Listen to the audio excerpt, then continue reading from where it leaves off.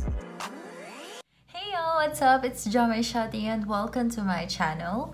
For today's video, I am gonna be doing my kilay. At kung makikita ninyo, sabog-sabog na yung kilay ko. Mag-groom tayo. First, kailangan ko munang suklayin kasi hindi ko na alam kung saan siya papunta. At yes, gagamitin ko ang aking bago kong brush. Ito ang unang binyag. So dahil ang kapal na ng buhok, kailangan ko muna siyang bawasan. Actually, hindi ako marunong mag-groom talaga ng kilay, but ganito ako mag-groom ever since. Ito, may sarili kasi itong buhay eh. Yung mahahabang yan, gugupitin ko siya.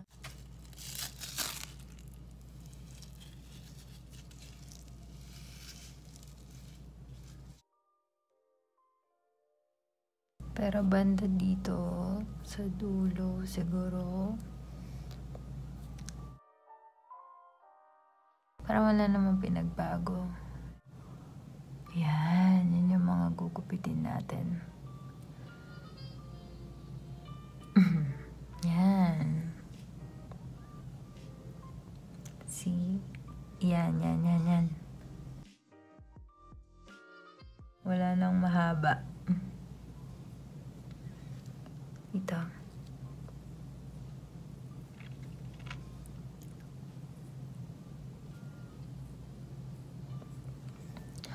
Diba? Ito yung shape na gusto kong itira. This shape. Yan. Bago ko gamitan ng tweezers, gusto ko munang i-line yung kilay ko kung paano ko siya gustong naka-shape. Dalawang klase kasi yung pangkilay ko. Yung isa pencil, yung isa ganito. Since ginamit ko na to, I will try to use this. It's from Rimmel. Rimmel London in the shade dark brown. Una kong ginagawa lagi yung arc. Kasi ayoko na maging letter V siya. Sobrang taray. Tignan. Ayoko din na sobrang dark.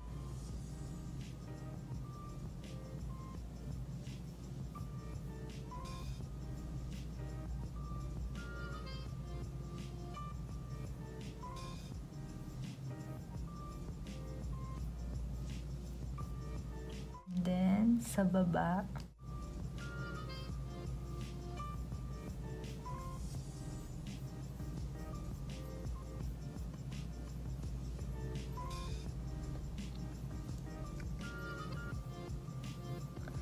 so, para sa dulo ng kilay ko, lagi kong sinusukat from my nose hanggang sa dulo ng mata ko.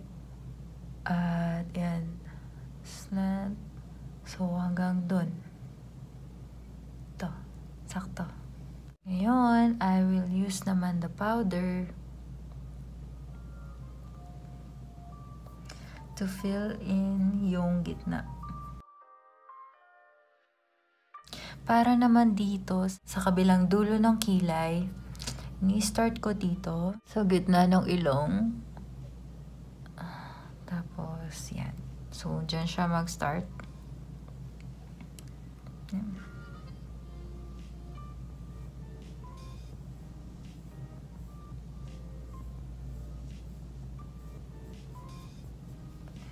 Since makapal na yung nasa ilalim, try ko munang i-brush bago ko fill yung gitna. Baka kasi sobrang dark niya mamaya kapag nilagyan ko pa yung gitna. Para meron siyang faded effect. Ganon.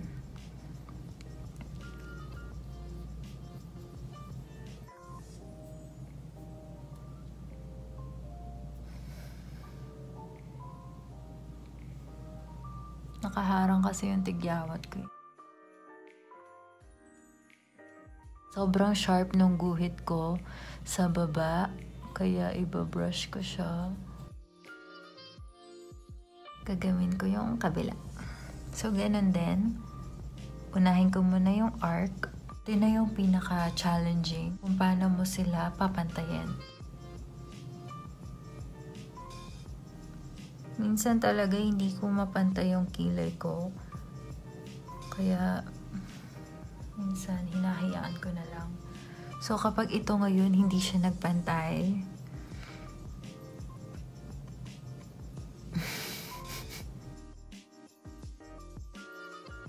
pero minsan hindi ko sinusunod yung ginagawa kong ganito. Kasi parang mas feel ko na mas habaan yung kilay ko. Ganun.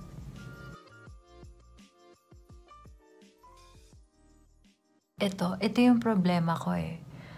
Ito kasing buhok ko, sobra siya dito. Yung kilay ko, sobra siya ng tubo.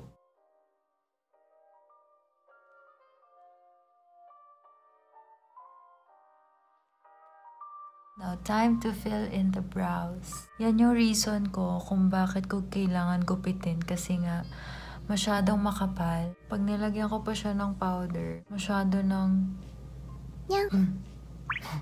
ganun. Tada! But wait, there's more. Hindi pa finish.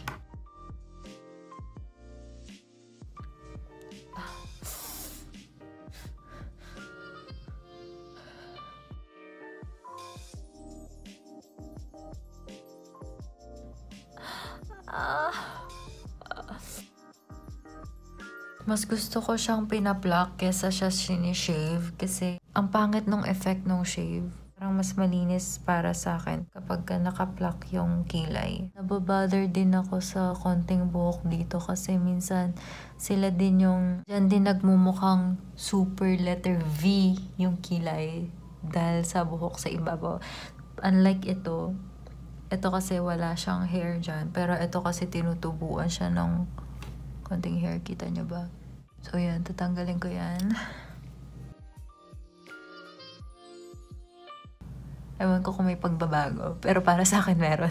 More hair on the side. So, lahat lang ng excess dito sa guhit ko, yun lang yung binubunot ko.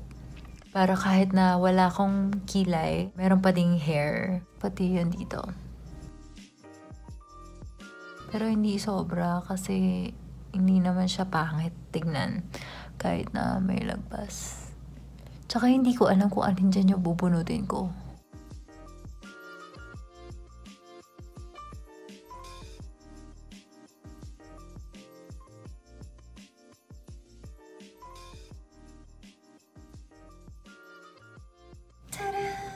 Pantay ba? Pinantay ng ganun. For the final touch pala, using this brush, babrushin natin siya. Para hindi siya ganun-ganun.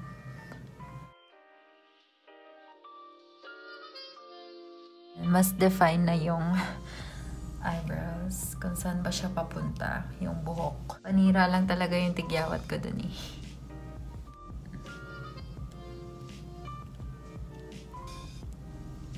And that ends my video for today. So if you like this video, please give it a thumbs up and subscribe to the channel, and I'll see you on the next one. Bye!